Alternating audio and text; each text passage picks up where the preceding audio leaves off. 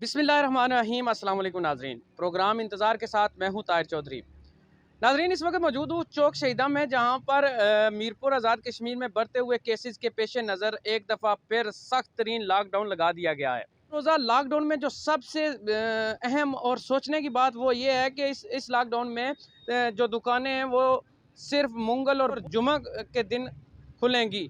उस दिन जो रश होगा इंतज़ामिया उसे कैसे कंट्रोल करेगी, अभी तक इंतज़ामिया के पास कोई इसका खातिर हाल लाएअमल तैयार नहीं है। इस वक्त मीरपुर की इंतज़ामिया जो है वो हाई अलर्ट हो चुकी है। डिप्टी कमिश्नर मीरपुर बदर मनीर साहब और SSP मीरपुर राजा इरफान सलीम साहब इस वक्त शहर के मुख्तलिफ सेक्टर का दौरा कर रहे हैं और लॉकडाउन के हवाले से किए हुए इंतजाम का मुआयना कर रहे हैं। बल्दिया उज़्मा मीरपुर की जानिब से शहर के मुख्तलिफ सेक्टर्स में स्प्रे का अमल भी जारी है, जिससे कोरोना वायरस की रोकथाम में मदद मिलेगी। मीरपुर के शहरी इस लॉकडाउन के हवाले से क्या कहते हैं, आइए चलते हैं उनसे पूछते हैं। शुक्रिया आपका कि आपने हम लोगों से राय ली कि लॉकडाउन के हवाले से। हमारी लॉकडाउन शुरू होने से 2 दिन पहले जब इंतज़ामिया से मीटिंग हुई तो मैंने उनसे ये सवाल किया था कि आप ये बताएं कि ताजरों में कितने लोग पॉजिटिव आपके पास मौजूद हैं। तो उसका जवाब ना इंतज़ामिया के पास था ना DHO साहब के पास था।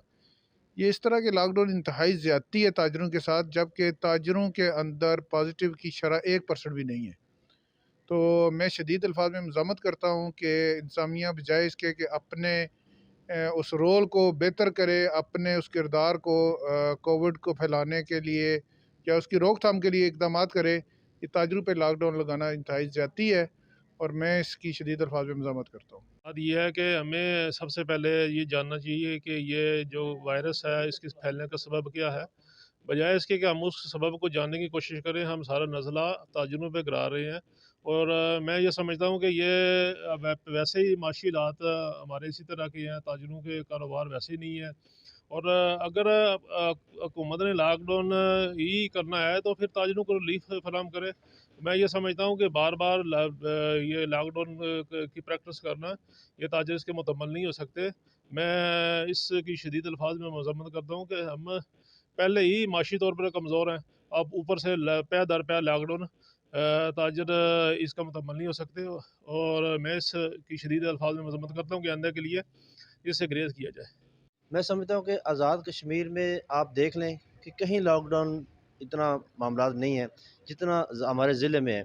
इसका मतलब है कि पंजाब में देख लें, पाकिस्तान में देख लें, उसे इंतज़ामिया ने कवर किया है, उसको मामला ठीक किया है। इसका मतलब है कि आज़ाद कश्मीर हर के बात क्या करेंगे, मीरपुर की इंतज़ामिया इस सिलसिले में या जो अब हमारे हेल्थ वाले हैं वो नाकाम हुए हैं।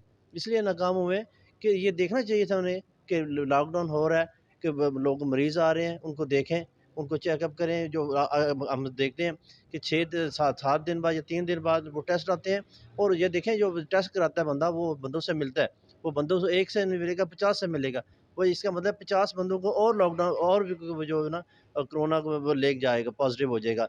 मैं समझता हूँ ये भी इंतज़ामिया की नाअहली है कि यहाँ लॉकडाउन में यहाँ पहुँचा। और दूसरे सुदूर हैं, जो हमारे 6-7 सुदूर हैं मीरपुर में, उनका किरदार भी कोई ठीक नहीं रहा, क्योंकि उनको चाहिए था इंतज़ामिया को बावर करते, इंतज़ामिया को बताते कि मीरपुर में ऐसी बात नहीं है, क्योंकि देखें गरीब और मर रहा है।